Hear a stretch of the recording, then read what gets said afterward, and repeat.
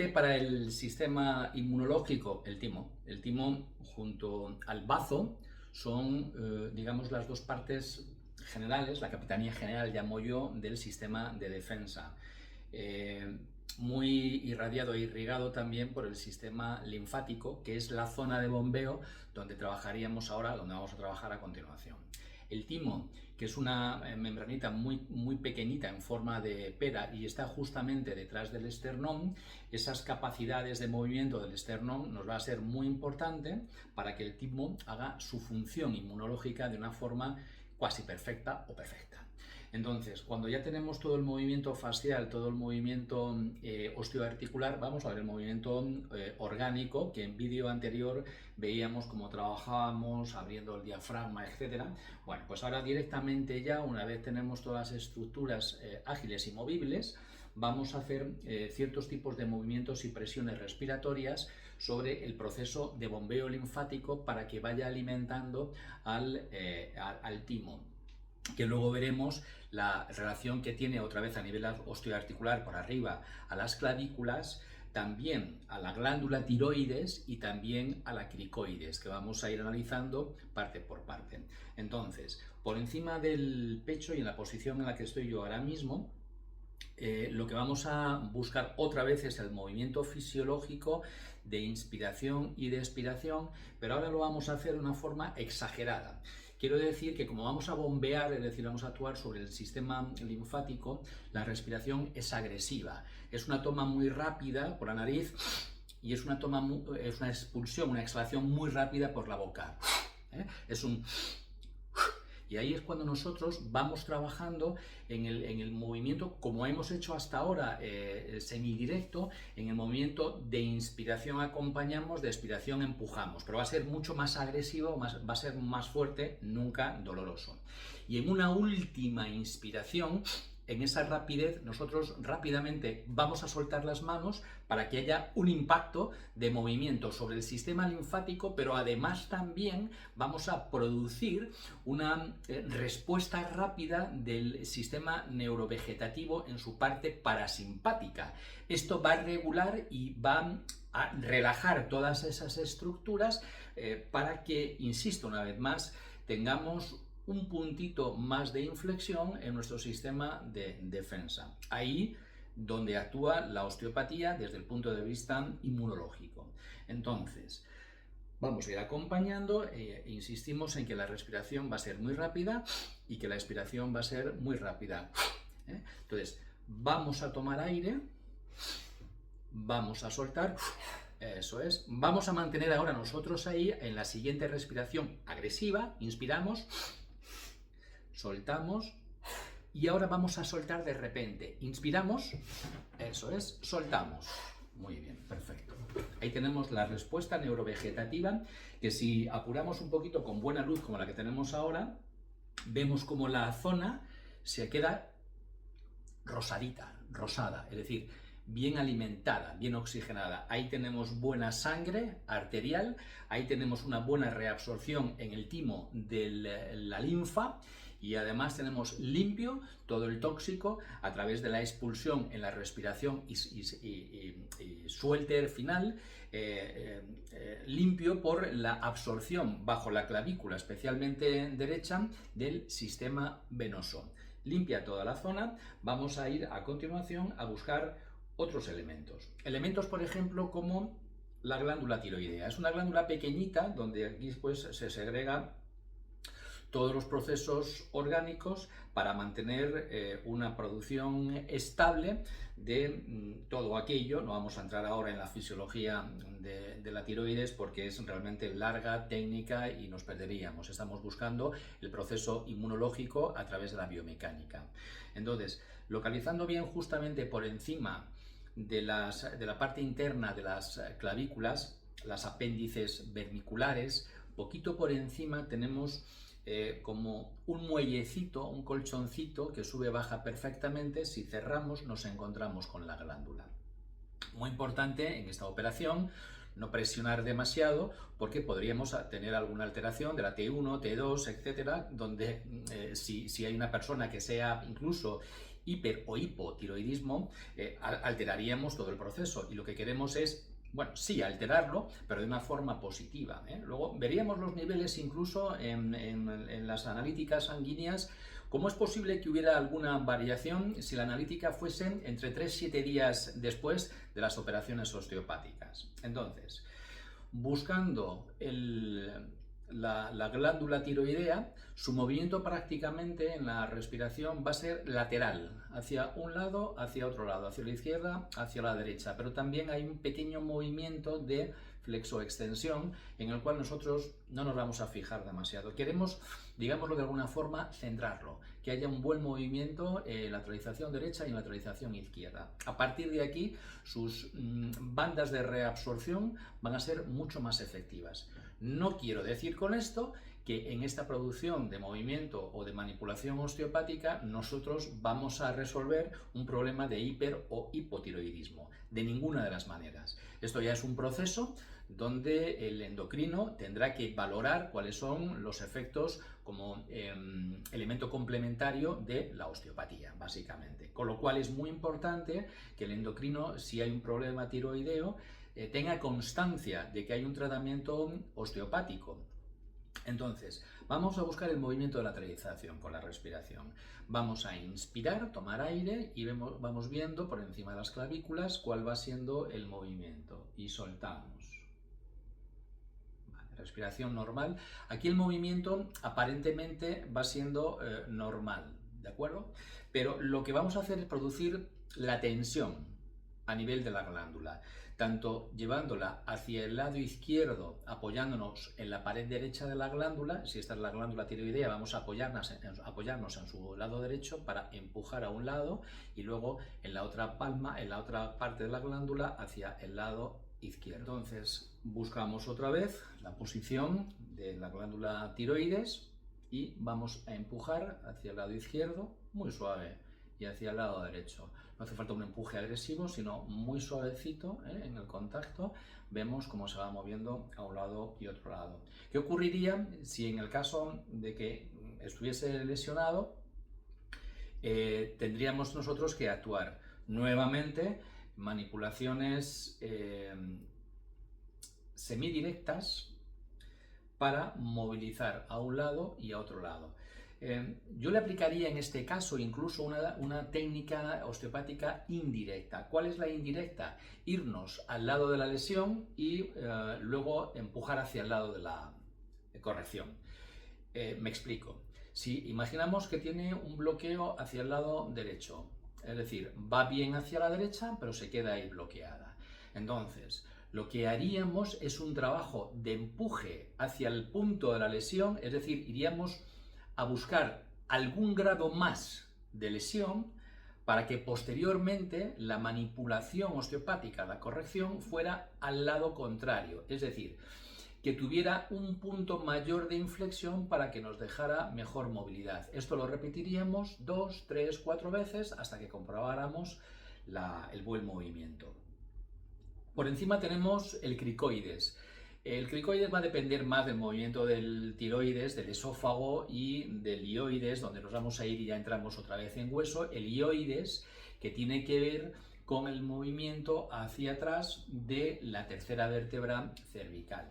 La tercera vértebra cervical nos encontramos con sus bracitos laterales, las apófisis costotransversas, donde en la parte interna hay un agujerito que uniéndolos a los agujeritos de las otras vértebras cervicales hacen un túnel. Por ese túnel pasa una arteria cervical llamada así, pasa una vena cervical llamada así y pasa un nervio cervical también llamado así. Cuando tenemos un bloqueo a nivel vertebral, ese agujerito que está rodeado de membrana, es decir, no es un agujero y por el medio pasan los cables, no, esos cables están rodeados de membranas y esas membranas crean una serie de tensiones en las cuales va a llegar a bloquear la vértebra, no solamente por las tensiones de la membrana se bloquea la vértebra, por las tensiones de las inserciones musculares, es decir, pues elevadores de los hombros, los trapecios y otros. Entonces, lo que buscamos primero, antes del movimiento ioideo, es el movimiento vertebral cervical. En nuestro modelo, que ya antes de empezar con esta grabación hoy venía diciendo tengo un problema cervical, encontramos aquí ya un problemita a nivel de movimiento vertebral cervical. Bien, movimiento vertebral cervical tiene también diferentes movimientos, diferentes estructuras según Robert Meynier.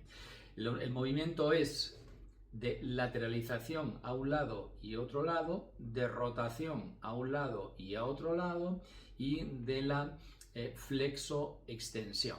Estos son los movimientos básicos que luego van a haber fórmulas, existen fórmulas matemáticas, biomecánicas de todo ese procedimiento. Es decir, en la tercera vértebra cervical es una vértebra, ¿cómo se diría? Una vértebra llave, es decir, no va ni a la flexión ni a la extensión, se queda neutra. Entonces, dentro de la neutralidad que no flexiona y no extensiona, esto lo hacen por arriba, primera y segunda vértebras cervicales, y por debajo en extensión de la cuarta a la séptima, en ese movimiento neutro hay una rotación que precede a la lateralización, es decir, en un movimiento donde no hay flexión ni extensión, sino que es un punto neutro, la rotación en este caso se va a encontrar antes que la lateralización. Y esto va a ser muy importante para que el osteópata se dirija en su manipulación, que la podemos hacer en el caso de un cuerpo joven, fuerte, robusto, sano, con una técnica directa. Vamos a practicar aquí, con un trabajo previo, eso sí, a nivel muscular, a nivel fascial, que realizaríamos antes de llegar a la manipulación osteopática, porque al fin y al cabo es el músculo, su tendón y su fascia quien va a tensar la polea de la vértebra, siendo así como ocurre en quiropraxia, que manipulan directamente la vértebra, se olvidan completamente porque no lo contemplan, el movimiento muscular, el movimiento fascial y sus lesiones. Nuevamente la vértebra iría otra vez al punto de la lesión, porque siempre habría músculo y fascia, que son aquellos trabajadores que siguen tensando la polea. Entonces nosotros extensamos completamente la polea y luego vamos a la lesión, manipulamos y se acabó el problema. Bien. Pues es muy importante, como decía, que el osteópata tenga en cuenta esta ley de Meynier, porque no teniéndolo en cuenta podremos hacer una buena manipulación que además va a hacer su clic, su clock, su clack, y todos nos quedamos contentos, especialmente la persona porque se ve liberada y que bien ha funcionado esto, pero a las pocas horas la vértebra otra vez volvería a su punto de tensión.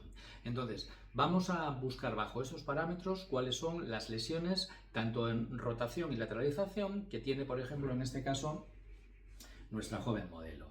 Nos vamos a la tercera vértebra cervical, cervical, que sus parámetros de encontramiento, no sé si se dice así, de encuentro, va a ser nuestro ioides, nuestro hueso ioides, es decir, desde el hueso ioides tiramos una línea recta hacia atrás y nos encontramos con los dos bracitos laterales de la vértebra cervical, de la tercera vértebra cervical, y movemos hacia un lado y otro lado. Voy a exagerarlo un poco para que sea visible en la imagen, no es tan exagerado. Entonces, desde el lado derecho nos deja ir bien a la izquierda, es decir, no hay ningún problema, pero en el lado izquierdo no me deja ir hacia el lado derecho, con lo cual ya tendríamos un parámetro como en la tercera vértebra cervical, según Meynier, en la neutralidad, la rotación es anterior a la lateralización, pues ya tenemos un problema en rotación izquierda. Como la lateralización es igual a la rotación, ya tendríamos la lesión encontrada. Es decir, tercera vértebra cervical, posición neutra, un bloqueo en rotación izquierda, lateralización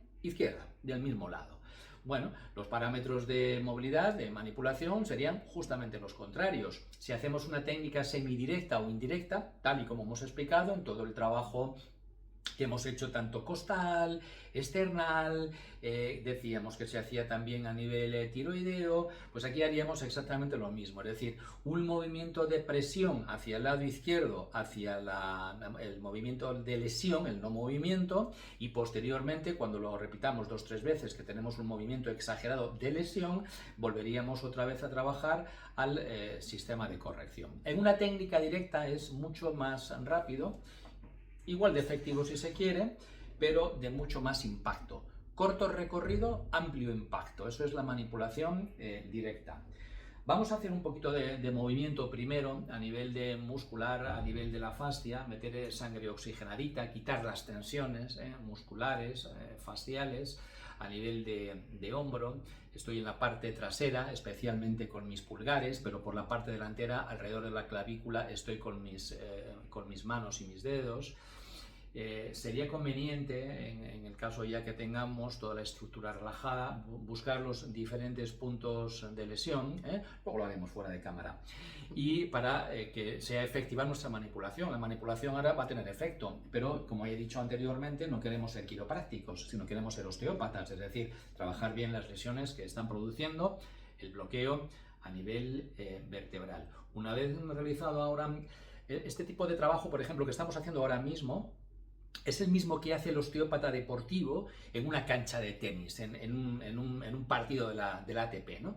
Es decir, el tenista se le ha ido el hombro completamente en el lado izquierdo, no sé quién son zurdos ahora, pero teníamos a nuestro gran Rafa Nadal, pero en este caso se nos ha ido la izquierda, o bueno, se nos ha podido ir por mantener la tensión en el momento de recibir la bola, y en ese movimiento de rotación externa se me ha ido tanto el cuello como la clavícula, parte del hombro, ¿no? Entonces, rápidamente tiene que salir el osteópata deportivo, lo estamos viendo muy de moda ahora en todos los partidos que vemos en televisión, le hace todo este tipo de trabajo, la persona está tumbada en tierra completamente, en suelo, con el osteópata muy mala posición también para él, arrodillado completamente, en fin, hay un vídeo en YouTube mío que estamos viendo en la playa, un caso de lumbalgia que ha aparecido en ese momento. Entonces la persona tendría que irse para el hotel o para su casa porque está inmóvil completamente.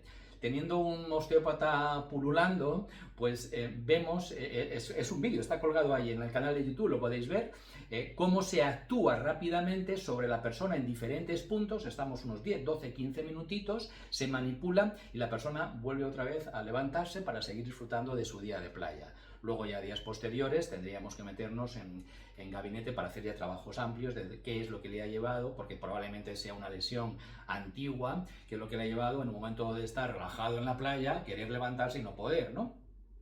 Qué bueno es el osteópata, tenerlo cerca por lo menos. Bien, entonces, volvemos a lo nuestro, vamos a la tercera vértebra cervical, que ya la tenemos un poquito, bueno, más liberada en cuanto, por ejemplo, que hemos hecho un trabajo ahí de tejido blando, pero tenemos el bloqueo.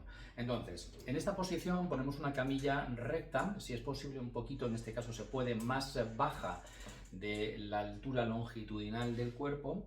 Localizamos la tercera vértebra cervical, que vamos a articularla en nuestras articulaciones, valga la redundancia, de pinza entre el segundo dedo y el primer dedo, el dedo gordo, hacemos una pinza. Si esta es nuestra vértebra cervical, esta es la función para poder movilizar, llevarla a un punto de tensión y un thrust rápido. Dicen los americanos un thrust. Bien, aquí tenemos la pinza. Vamos a llevarnos, en todo caso, la cámara al lado contrario para que se vea. Bueno, aquí tenemos el lado izquierdo, su tercera vértebra cervical, en la cual vamos a hacerle la pinza. Buscamos, como teníamos según Meñe, una rotación izquierda, la translación izquierda, vamos a llevarnos al lado contrario, al lado izquierdo. Buscamos un puntito de tensión, abrimos la estructura para poder manipularla sin ningún tipo de problema. Ahí está, ¿vale? Muy importante el aspecto psicológico en este tipo de manipulaciones. Hay personas que, aun estando sanas, no tienen la capacidad de soportar este tipo de manipulación que parece, y no lo es, agresiva. Con lo cual, viendo si hay nistagmus, es decir, que haya un movimiento rápido en el ojo, si la persona contrae hombros, si su cambio respiratorio empieza a aparecer, buscamos otro tipo de manipulación sin más. Y ahora explicaremos una segunda de hasta 4 o 5 manipulaciones diferentes que podemos hacer sobre las vértebras cervicales. Bueno, buscamos entonces la tensión a nivel del cuello para encontrar nuestra tercera vértebra cervical, la zona donde está recogiendo el bloqueo. Una vez tengamos la tensión, estiramos ligeramente del cuello para abrir, para finalmente, pues, manipular.